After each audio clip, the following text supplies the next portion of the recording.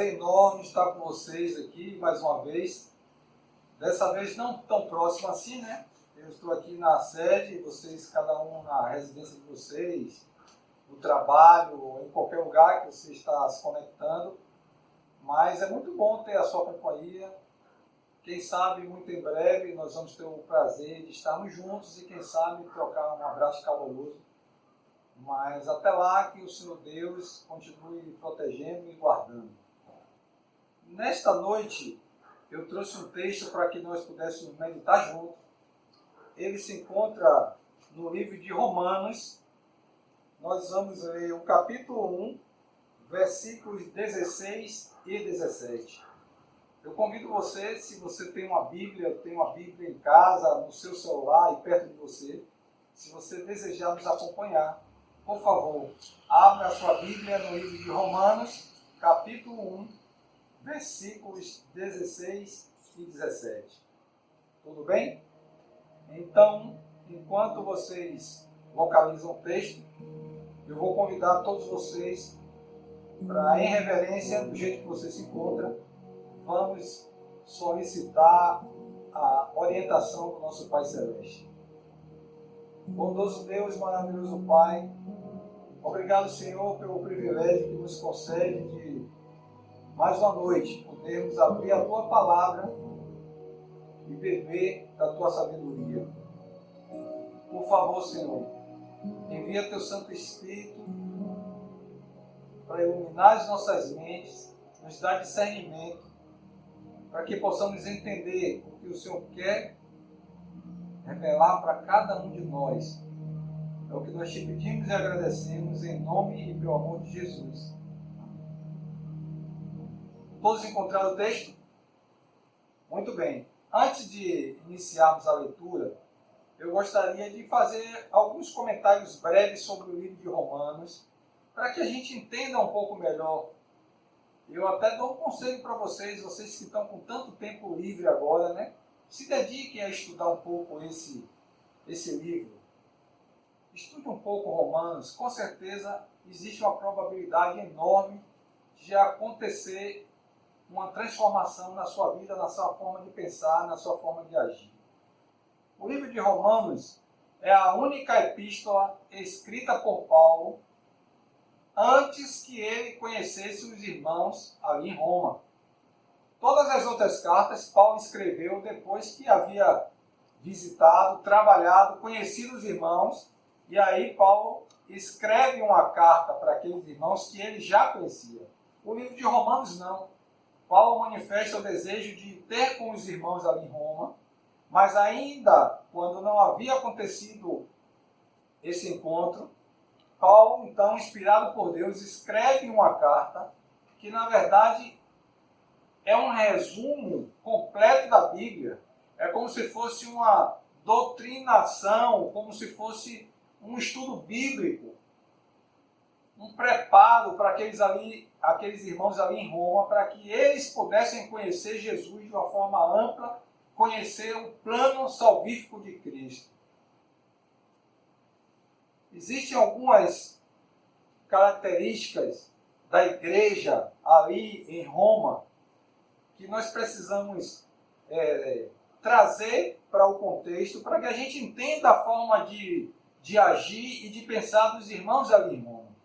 A primeira coisa que eu quero salientar é que a cultura romana, assim como a cultura grega, é muito diferente da nossa.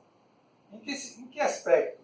O primeiro aspecto é que eles entendiam que o conhecimento traduzido de pais para filhos, ou então um conhecimento que já havia sido descoberto, ele deveria ser mantido e tido como uma verdade absoluta, e toda a verdade deveria ser baseada no conhecimento que já havia construído anteriormente. Na nossa cultura nós sabemos que todo pensamento novo, ele tem a capacidade de atrair as pessoas, e todas as novidades que chegam, a gente, na maioria das vezes, tomamos como se fosse uma verdade, e muitas vezes nem confrontamos com o que nós já conhecemos, mas tomamos, esse é o conhecimento novo, tudo é a novidade. Nós vivemos num mundo que as informações elas vão se sobrepondo e que as informações novas vão sendo adquiridas, vão sendo absorvidas como a grande verdade. E o que você aprendeu ontem se descarta e já não serve mais. Com os irmãos em Roma era diferente. Então todas as novidades que chegavam lá, elas tinham a tendência de serem repelidas e descartadas. O segundo aspecto da igreja ali em Roma é que quando o evangelho saiu do povo judeu e passou ao povo gentil, uma das coisas que o evangelho mais oferecia era o quê? Salvação, libertação. E como nessa época quase todos os povos do mundo eram escravos de Roma, essa mensagem do evangelho de libertação e salvação atraiu principalmente as pessoas que eram escravas. E isso trouxe uma resistência na igreja ali em Roma, porque eram pessoas que tinham cultura, que haviam estudado, que tinham conhecimento, e agora, ao tomarem contato com a igreja, percebiam que a grande parte da igreja era de pessoas escravas. Isso fazia com que eles imaginassem, olha, essa igreja é para pessoas que não têm cultura, essa igreja é para as pessoas que não têm posse, é para as pessoas que não tiveram o privilégio e a oportunidade de estudar. São para escravos. E isso fazia com que criasse uma resistência para que os novos conversos, que não fossem escravos, aceitassem o evangelho ali em Roma. E o terceiro aspecto da igreja ali em Roma é que supostamente Jesus Cristo havia sido morto pelos romanos. E eles acreditavam que Jesus havia sido morto por quê? Porque ele era um visionário, alguém que queria revolucionar culturas, se distanciar, quebrar o jugo de Roma. Logo, eles entendiam que Jesus Cristo havia morrido porque era inimigo de Roma. Logo, mais um terceiro aspecto que criava dificuldade para que os irmãos aceitassem Jesus Cristo na igreja de Roma. Então, reunindo todas essas informações sobre a cultura, o pensamento romano, nós agora vamos meditar um pouco nesses dois versículos que nós trouxemos aqui nessa noite. O primeiro versículo, o 16, diz o seguinte: pois não me envergonho do Evangelho, porque é o poder de Deus para a salvação de todo aquele que crê, primeiro do judeu e também do grego. Versículo 17. Visto que a justiça de Deus se revela no Evangelho de fé em fé, como está escrito, o justo viverá por fé. Só esses dois versículos, querido. E eu convido vocês a aproveitarem esse tempo tão precioso que vocês têm, enquanto agora vocês estão restritos ou submetidos a uma quarentena, para que mergulhe com o coração aberto nesse livro de Romanos. Por que, querido? Por que mergulhar no livro de Romanos? Eu li alguns dias atrás que foi feita uma pesquisa no mundo inteiro, e essa pesquisa queria saber os 10 maiores livros que impactaram o comportamento humano. É evidente que a Bíblia foi tirada porque a Bíblia é tida como o livro principal. Mas o interessante é que quando eles listaram os 10 maiores livros que tiveram influência no comportamento humano, 4 desses grandes livros foram escritos depois que o seu autor teve contato e estudou o livro de Romanos. Vocês lembram que há pouco eu falei que o livro de Romanos é uma espécie de um resumo de toda a obra da redenção. E aqui no versículo 16, Paulo começa dizendo: pois não me envergonho do Evangelho. talvez essa frase, sem as coisas que a gente comentou há pouco, ela ficasse meio sem sentido. Não, envergonhar do Evangelho. Nós vivemos no ano de 2020 e hoje realmente falar que se envergonha do Evangelho é uma coisa anormal. Mas, eu não tenho tantos anos assim, mas quando eu era criança, dizer que era cristão ou ser mencionado ou taxado como cristão era algo que trazia um certo desconforto, ou até, podemos ser mais sinceros, era um motivo de exclusão, era um motivo de zombaria, porque as pessoas, quando descobriam que você era cristão, as pessoas primeiro não me chamavam de cristão, era chamado de crente ou chamado de igreja, né? E as pessoas, agora você está na lei de crente e tal. E é interessante como desde jovem, naquela época, ou até na infância, as crianças, elas tinham uma repulsa, elas não queriam andar com aqueles que eram cristãos. No colégio não era diferente, e até mesmo na época que eu ingressei à faculdade, existia uma resistência para todo mundo que se propagava cristão. As pessoas não queriam andar próximo, as pessoas não queriam ter afinidade, não queriam sua companhia, porque você era cristão. Nos dias de hoje é muito diferente. Muitas pessoas não são cristãos e dizem que são cristãos para gozar de um certo status, porque as pessoas hoje em dia acham que o cristão é uma pessoa que tenta andar de forma correta, o cristão é alguém que vai falar a verdade, é alguém que não vai criar um tumulto. Mas na época que foi escrita essa carta aos Romanos, era muito mais severa do que essa época que eu contei para vocês da minha infância.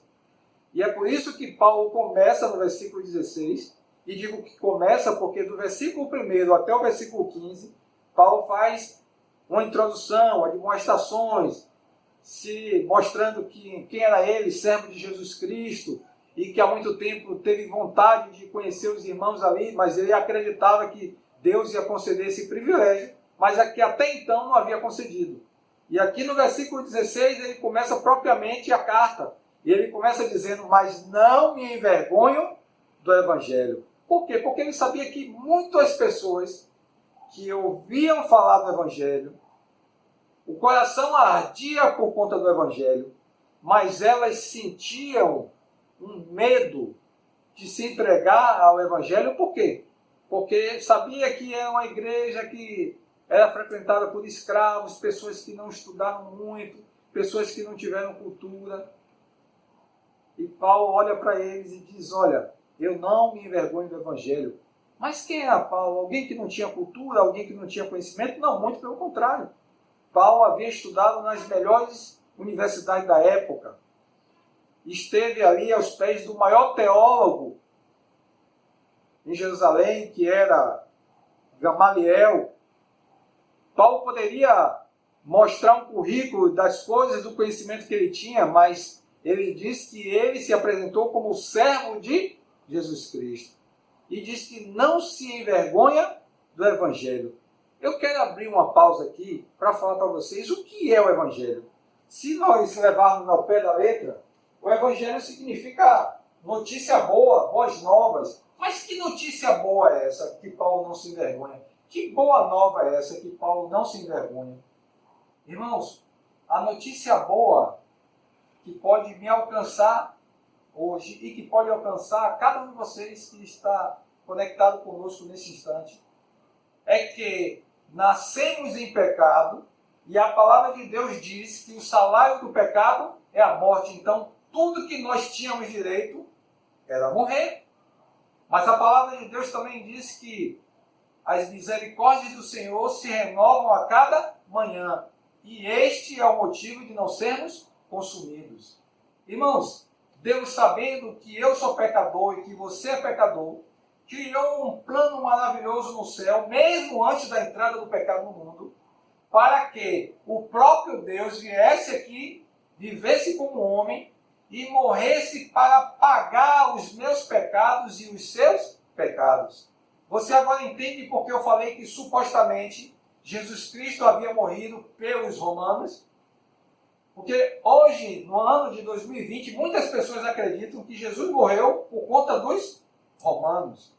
Mas Jesus escolheu morrer para pagar os meus pecados e os seus pecados. E por mais que nós nos esforcemos, nós não podemos pagar o nosso pecado. E é por isso que Jesus Cristo veio, morreu na cruz, pagou os meus pecados, pagou os seus pecados, para que nós pudéssemos ter direito àquilo que não temos direito. A salvação. Através do sacrifício de Jesus Cristo. Alguém pode estar dizendo assim, mas querido irmão, isso nós já sabemos. Nós sabemos que a salvação é através de Jesus Cristo. Muitas vezes nós falamos que sabemos, querido irmão. Mas quando nós vivemos uma vida tentando alcançar o céu pelas coisas que nós fazemos, nós estamos dizendo que não acreditamos nas boas novas, que a salvação é através de Cristo Jesus. Fecha o parênteses do Evangelho. Paulo disse aqui que ele não se envergonha, porque o Evangelho é o quê? É um poder para a salvação de todo aquele que crê. É um poder. A palavra aqui em grego, que foi traduzida para poder, é dínamos, que origina um objeto, um artefato que nós conhecemos aqui, que é dinamite. O que é que a dinamite faz? A dinamite explode. A dinamite tem um poder de explodir, principalmente para quebrar os obstáculos que estão à sua frente. E essa palavra que é usada aqui como dínamos, é esse poder de Deus que pode destruir todo tipo de empecilho que faz com que você fique aí depressivo, inoperante, paralisado, desanimado. Esse é o poder de Deus para quebrar todas essas coisas, irmãos. Talvez eu possa estar falando para alguém nessa noite que acha que o grande problema seu é que o Covid apareceu e aí foi decretada a quarentena e agora você tem que ficar em casa, você não pode mais sair, você não pode mais estudar, você não pode trabalhar, você não pode ganhar dinheiro, você não pode congregar. Talvez você pense que o grande problema da sua vida seja seu patrão, seu chefe que te persegue, seu vizinho que não te dá paz, sua família que não te entende, seu esposo que não lhe compreende, seus filhos que não te ajudam. Eu gostaria de dizer para você sinceramente nessa noite que o grande problema de sua vida não é nada disso. O grande problema de sua vida é o pecado. Olha, eu não estou apontando para você como se você fosse o grande pecador, não. É o pecado que está neste mundo. Algumas vezes provocado e fruto do meu comportamento, e muitas outras vezes que não é fruto do meu comportamento, mas é o pecado que está nesse mundo e que nós estamos envoltos nesse pecado. Mas o Evangelho é a dinamite que pode estourar, remover todas essas coisas que tem nos trazido como cativos, como prisioneiros, irmãos. E eu creio que o poder de Deus nessa noite pode levar você a remover todos esses empecilhos da sua vida. Mas para que esse poder atue na sua vida, os dois versículos que nós lemos aqui faz dois pré-requisitos. O primeiro, você não pode se envergonhar do Evangelho.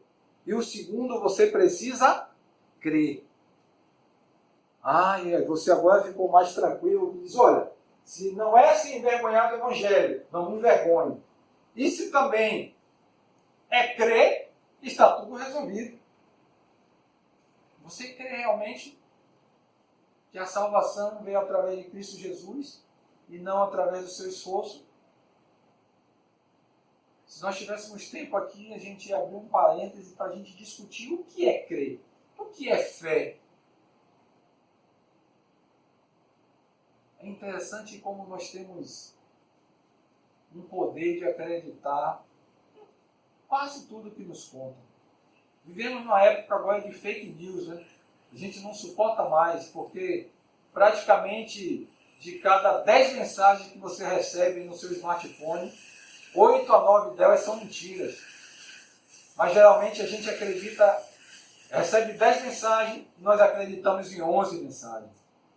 Tudo que chega para a gente tem uma velocidade rápida de a gente mandar logo para o grupo, mandar para outras pessoas. Não se checa a fonte. Não se busca saber se é verdade. É interessante quando você está com alguma doença e você vai no médico, ou então, pior ainda, alguém receita para você, olha, você está com essa doença, eu tomei tal remédio e fiquei bom. E você vai na farmácia, você compra esse remédio que foi indicado para você, e você não sabe nem, você não tem certeza que aquelas substâncias que estão escritas ali, elas realmente estão, mas você acredita, e você toma um remédio, e pasme, muitas vezes você fica bom. Mas você não ficou bom pela substância que tinha ali, porque você acreditou que aquele remédio podia te curar. Eu não sei se eu estou falando para algum farmacêutico aqui, mas quem é do ramo sabe que uma grande parte dos medicamentos que são vendidos na farmácia, eles são placebo. O que é placebo, irmão? É água e uma farinha. Não tem substância ativa nenhuma, irmão. Mas você toma com tanta fé que aquele remédio vai fazer bem para você e que você fica bom. Mas esse poder de Deus que está aqui disponível para quebrar todo tipo de amarra que você tem, seja ela de vícios que você mantém, seja ela de traumas que você traz da sua infância, seja ela por fruto de maus tratos, seja ela por fruto de bullying que você sofreu, Deus tem poder, através do Evangelho, para quebrar todas essas coisas, irmão. E fazer com que você seja livre. Mas nessa noite, está na sua mão acreditar ou não nessa verdade desse Evangelho.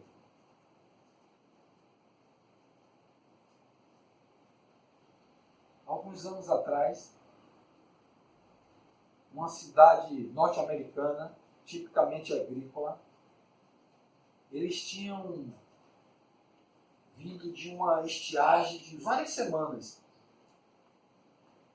E aqueles irmãos que eram, na sua grande maioria, agricultores, eles sabiam que se a chuva não viesse, e não viesse logo, o que aconteceria é que eles iam perder toda a produção.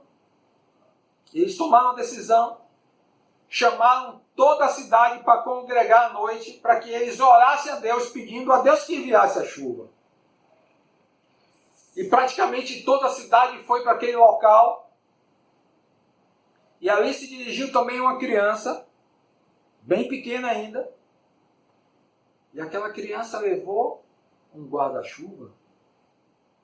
E quando as pessoas estavam reunidas ali, uma pessoa olhou para aquela criança e disse, olha, para que você trouxe uma sombrinha, para que trouxe um guarda-chuva? Há meses que não chove aqui. E aquela criança respondeu, mas hoje vai chover porque nós vamos pedir ao nosso Deus. Vocês percebem que todas as pessoas aceitaram o convite para pedir a Deus, mas apenas uma criança acreditou que Deus ia mandar a chuva? Ó, queridos irmãos, quantas vezes nós nos ajoelhamos e clamamos e pedimos que Deus interceda em nossa vida de uma forma poderosa, mas na maioria das vezes nós não acreditamos. E a palavra de Deus diz, sem fé é impossível agradar a Deus. Se você pede a Deus qualquer coisa, irmãos, pode ter certeza que Deus pode te dar. Ah, Ele vai me dar? Eu não sei. Deus vai dar de acordo com a sabedoria dele, porque Ele sempre faz o melhor para mim e o melhor para você. Mas todas as vezes que você pedir uma coisa a Deus, irmãos, peça na certeza que Deus vai te dar. Eu queria concluir só falando ainda sobre o aspecto da fé. Quando Paulo fala aqui que o justo viverá pela fé e que nós vamos crescendo de fé em fé, Porque o que será crescer de fé em fé? Se é fé, a gente acredita. Como é que a gente vai de fé em fé? Irmãos, entendam uma coisa. A fé, ela tem 3 características fundamentais. A primeira, a fé não é um simples conhecimento de alguma coisa. Porque a palavra de Deus diz que também que os demônios creem. Os demônios creem.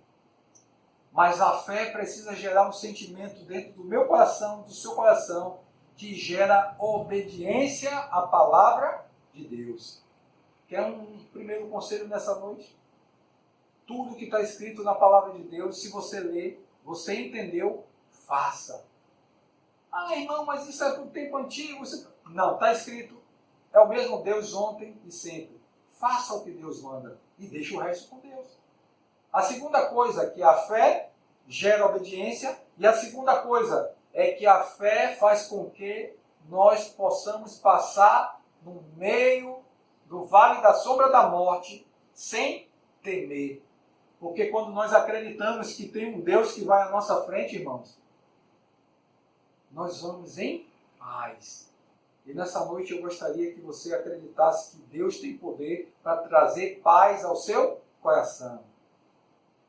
Deus diz assim: deixo-vos a paz, a minha paz vos dou. Não vos a dou como o mundo a dá. Quando Deus coloca a paz no seu coração, o mundo pode desmoronar ao seu lado, mas você vai continuar em paz. Então, que nessa noite, aceite, através da fé, a paz de Deus no seu coração. E a terceira e a última coisa que a fé faz comigo e com cada um de vocês, ela faz com que a gente manifeste amor para as pessoas que estão próximas. Oh, como assim? A fé é. Quando Cristo estava concluindo o seu ministério aqui na terra, ele deixou um ensinamento para cada um de nós. Ele disse: nisso conhecereis que sois meus discípulos, se vos amardes uns aos outros. Aproveite esses momentos de dificuldade, de pandemia, para permitir que a fé de Deus haja no seu coração. E esse agir se manifeste através de obediência, se manifeste através de paz no coração e se manifeste através da demonstração de amor para os que estão mais próximos de mim e de você. Essa é a boa notícia que o Evangelho trouxe para mim e para você. Nesse instante agora nós vamos ter o grande privilégio de ouvir o quarteto Arautos do Rei. Enquanto nós estivermos ouvindo esse louvor, eu quero fazer um convite todo especial para você que está conectado até agora. Quer você experimentar essa dinamite na sua vida? Quer você experimentar o poder de Deus na sua vida? Quer você experimentar esse poder que é capaz de remover todas as amarras, todas as algemas, todas as cadeias de circunstância que têm mantido você aprisionado até hoje? Se você quiser, enquanto você estiver ouvindo esse louvor, eu convido você aí onde você estiver. Se você puder ficar em pé, por favor, fique em pé. Em casa, no trabalho, no metrô, no ônibus, aonde você estiver agora. Se não for possível você ficar em pé, eu convido você que você conecte sua mente com Deus e diga para Deus de uma forma sincera: Senhor, me ajude a crer, porque eu quero esse poder na minha vida.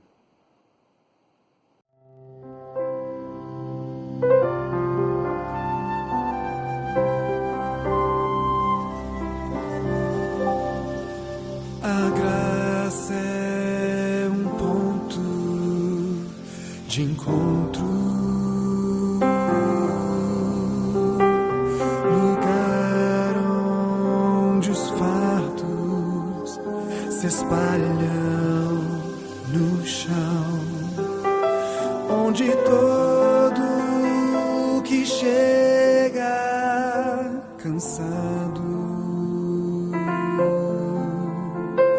tranquilo descansa o seu coração.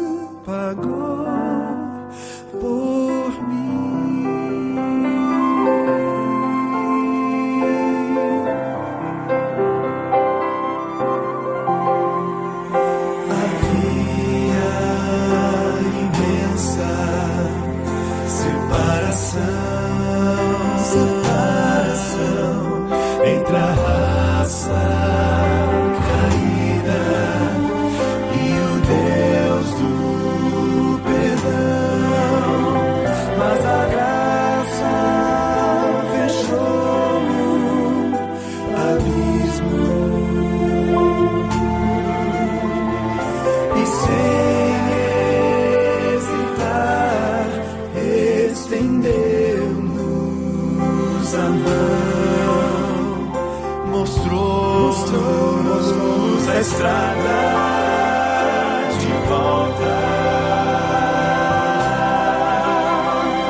à casa do Pai, onde iremos morar, nos dá esperança que move,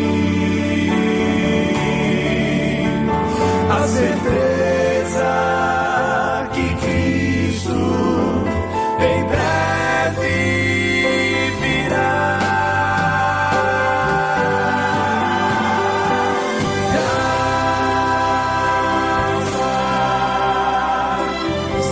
Simples assim, perdão se recebe, se aceita e fim, pecado não se explica, pecado se paga e Cristo pagou por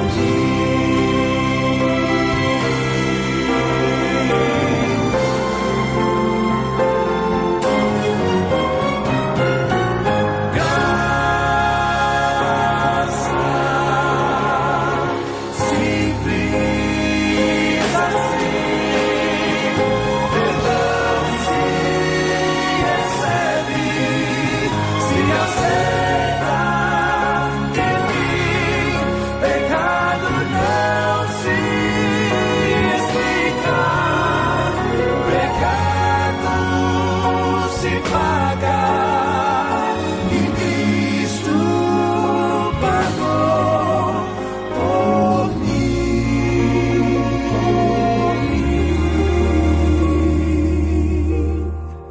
E Cristo pagou por mim. Graça.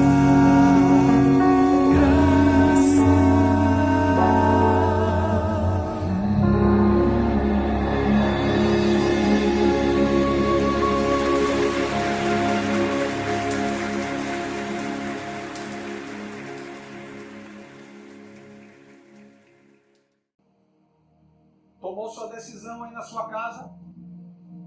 Quer você experimentar a dinamite de Deus na sua vida? Quer você começar uma nova história com Cristo?